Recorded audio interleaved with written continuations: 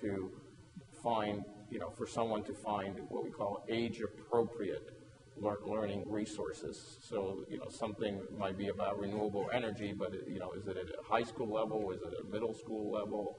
And we're working with this individual, Dr.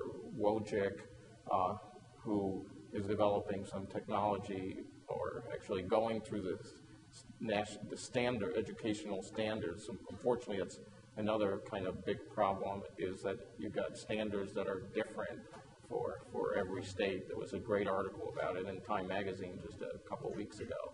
That would be a whole other panel. That'd be another panel, that's right. At least. Another conference. That's right. Yeah, so we're working on trying to automatically look at a web page or a document and at least within a range say, this is high school level, this is mid-school level, elementary school. So that's another effort that we're doing.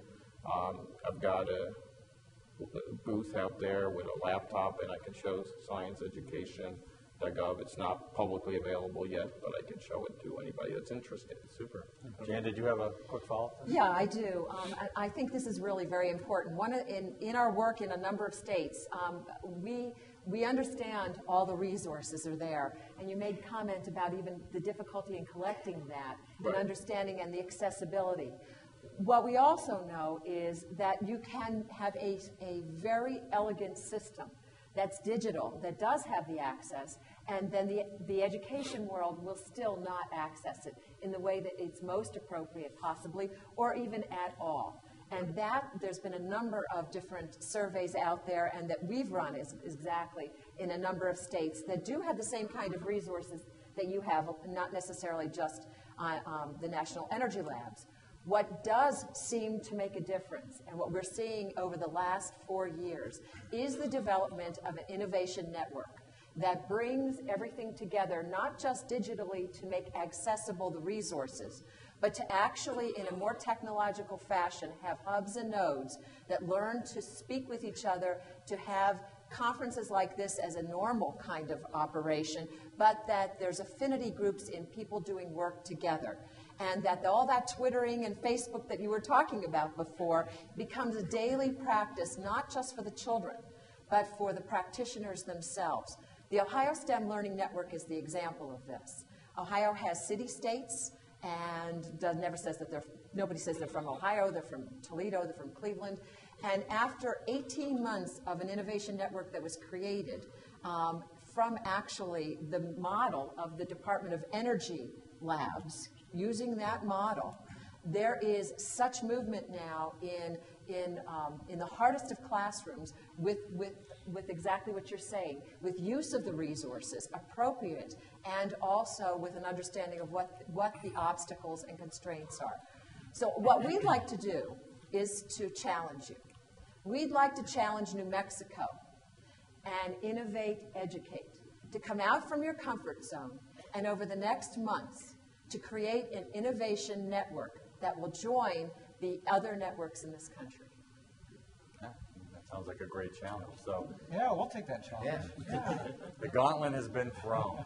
So, well, I think this has been great. Can we switch to the last clicker question that I have? Because I think this is going to be a great way to wrap it up. So if everyone can, the last two sort of flew by, but this one I think is worth paying attention to. So if everyone can sort of read the quote and vote for what they think the right answer is here, I think we will, it'll be a good ending to what I think has been a very excellent conversation, the various resources that DOE and the private sector can bring to the table, and hopefully the beginning of a new innovation network here in New Mexico. So, is there all of the above? Yeah. Well, there's a specific quote, I think, that this is a specific quote. So, but I think your point's well taken, which is I think they all in some way. What does it tell us if they're all saying it, right? I'm surprised it was a while ago. While everyone's do that, I want to give a big hand for this awesome group of people. Thank you, guys.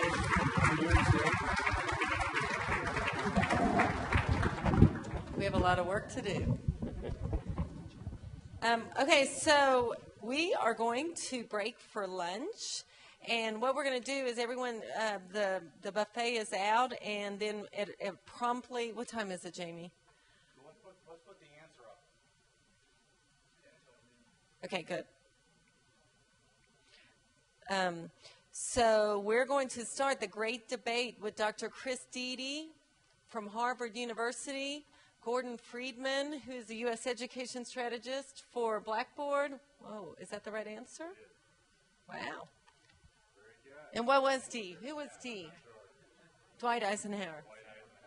Okay, good. Good question, Kemi. Thank you, Dr. Jona.